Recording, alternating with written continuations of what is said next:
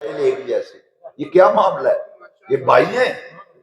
میں نے یہ گمان کیا کہ شاید بھائی ہیں، تو والد صاحب نے ایک جیسے کپڑے لے کے دے دیے کہ بھائی ایک بچہ یہ نہ کہے کہ اس کو اچھا لے دیا مجھے ہلکا لے دیا۔ باپ نے کہا سب کو برابری کرو، سارے بیٹوں۔ انہوں نے کہا نہیں جی یہ یار نے آپس میں۔ اچھا تو یار دے کپڑے پسند کرنا ہے، تینوں یار نے جدے درجی کو سوائے نے نا کتوں سوائے ہو سوٹ، تو اتنی محبت تجھے دنیا کی مجازی محبت، تم اتنے آگے چلے گئے، یار کے موبائل کی طرح کا موبائل، اس کی بائک کی طرح کی بائک، گاڑی جیسے دوست نے لیا، کہتا میں بھی اس طرح کی لوں گا، لباس ایک جیسا ہے جی۔ تو میں نے کہا کہ دیکھو بھائی یہ اس کے اندر جو مجازی محبت ہے ان چاروں میں، انہیں ایسا گھیرا ہے کہ یہ ایک دوسرے کی پسند کو اپنی پسند بنا کر عمل کر رہے ہیں۔ میرے دل نے سوال کیا ہم کتنے نادان ہیں، کتنے کم فہم ہیں، ہم نے کبھی یہ نہیں سوچا کہ میرے مدینے والے آقا کو کن چیزوں سے محبت تھی، حضور کو کن چیزوں سے پیار۔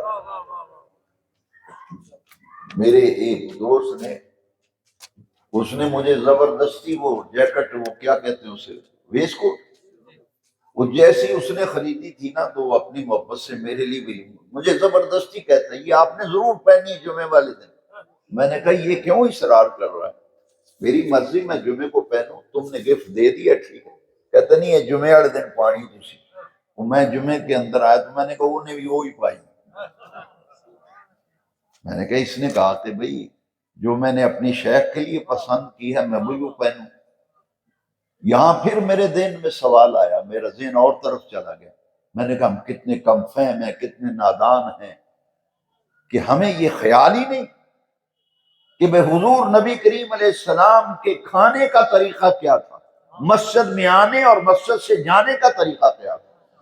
عرض کرنے کا مقصد یہ ہے اس تعلق کو سمجھو، ایک تعلق آپ جامع مسجد غوثیہ رضویہ چک 82 میں محفل میلاد میں آئے ہیں میرے دوستو، ایک تعلق رب ذوالجلال سے ہے، ایک تعلق رب کے پیارے حبیب سے ہے۔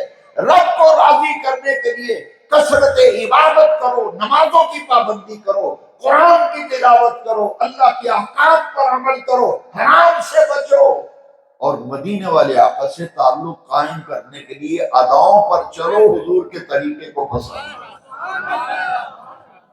جب حضور کے طریقے کو پسند کرو گے رب کی رحمتیں برسے، رب کی رحمتیں برسے۔ میں جب یہ حدیث پڑھتا ہوں تو پھر مفہوم سمجھ میں آتا ہے۔ نبی کریم علیہ السلام نے فرمایا من احیا سنتی عند فساد امت فلہ اجر 100 شہید۔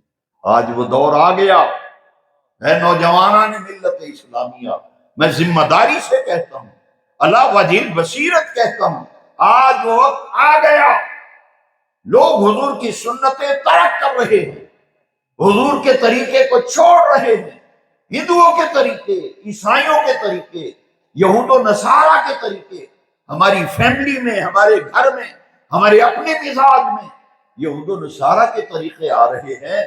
کیا جس آقا کریم کا کلمہ پڑھا ہے، کلمہ پڑھنے کا تقاضا یہ ہے کہ حضور کی اداؤں پر عمل کر، کیونکہ میرے مدنی کریم نے فرمایا من احیا سنتی عند فساد امت فلہ اجر 100 شہید۔ ایک وقت آئے گا لوگ میری سنتوں کے معاملے میں غافل ہو جائیں گے، سست ہو جائیں گے، کمزور ہو جائیں گے۔ اس دور میں، اس وقت میں، اس زمانے میں جو میری ایک سنت کو زندہ کرے گا اسے 100 شہید کا اجر و ثواب ملے گا۔